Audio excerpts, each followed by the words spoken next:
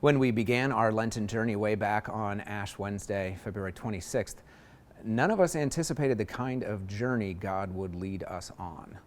We've been sequestered in our homes, juggling responsibilities, work, parenting, teaching. Kids, you've been figuring out how to do distance learning at home.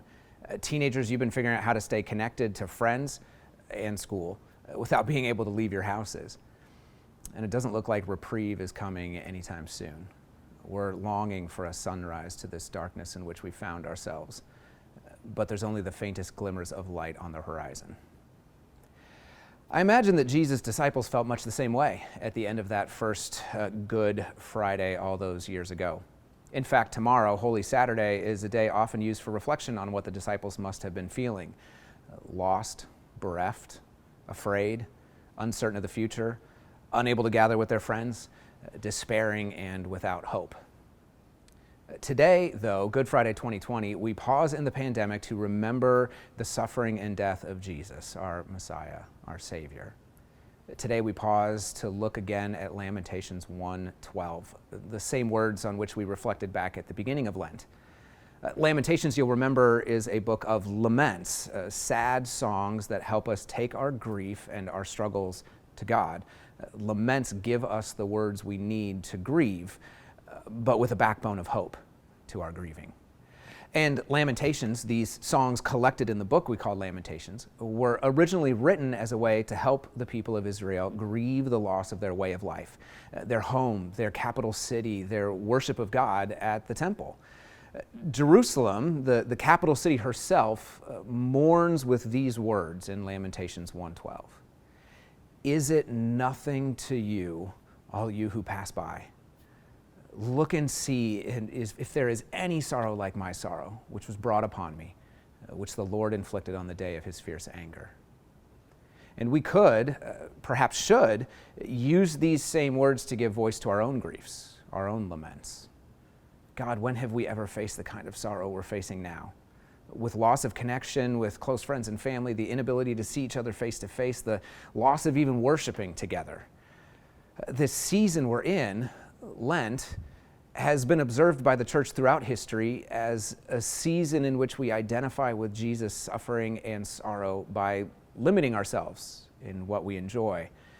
People often fast and give up good things in order to feel some small sense of what Jesus felt in his 40 days in the wilderness and in his suffering on the cross. But we've been called, it seems, into an extended Lenten season, giving up many of the things we have enjoyed in order to contribute as much as possible to the common good of our neighborhoods, our city, our country, even our world. I found myself earlier this week facing this sense of being cut off as I took my wife to the ER. She's doing okay now. Doctors have figured out what was going on and they've got a plan. But when I walked into the ER with her, I was told I couldn't go in. I had to wait in the car. For 4 hours, I sat outside wondering what was going on inside.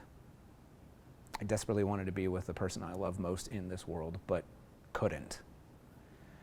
And many of you are facing separations even more profound. You've lost family members and cannot gather to mourn their passing. You've lost jobs and cannot look for new ones. You've lost friendships and rhythms of life and you can't establish new ones. You've lost your entire way of life and couldn't even say goodbye. We are mourning, grieving, lamenting right now. And in some small way, we are identifying with Jesus' own suffering and his own sorrow and how we suffer. But lament, remember, is best defined as sorrow with a backbone of hope. And we have hope. We have hope because we know that God is not indifferent to our suffering. Today, of all days, we know God is not indifferent because today we remember that God himself, Jesus, the second person of the Trinity, suffered for our sake. God is not distant and disconnected from our suffering. No, Jesus experienced more pain, more sorrow, more suffering, more loss, more grief, more trauma, more despair than we could ever imagine. He took the infinite weight of eternal separation from God on himself, a sorrow much more burdensome than any we have been asked to bear. Now, poets and artists throughout the history of the church have heard in the words of Lamentations 1:12 an echo of what Jesus could have said while hanging on the cross. Imagine these words in Jesus' mouth on that first Good Friday. Is it nothing to you? Does it mean nothing to you? All of you who are wandering by, all of you who are out to see this spectacle, all of you here to watch me die. Has there ever been any sorrow like my sorrow? Has there ever been any pain like my pain? You think I'm up here suffering my own pain, but I'm up here suffering the pain of the sin of all of you here today, all of you who have ever lived, all of you who will ever live. Is there any sorrow like mine, which God has inflicted on me today as he pours out his wrath and anger at the destructiveness of your sin, all on me?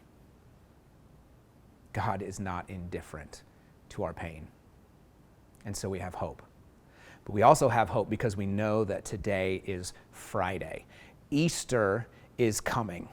In 2 short days, we will gather as best we can to remember Jesus has triumphed over death itself. Death and despair have been defanged, declawed, and can only threaten. They cannot destroy.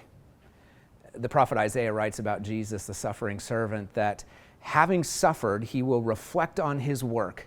He will be satisfied when he understands what he has done, because he will justify many, for he shall bear their sins. So on Easter, we will sing songs of triumph, songs of resurrection, songs of joy. Our songs of sorrow will become songs of rejoicing. Our mourning will turn to dancing, and we will remember. Though our suffering and our sorrow continues today, tomorrow, next week, it will not continue forever. Death and despair do not have the last word. Resurrection does.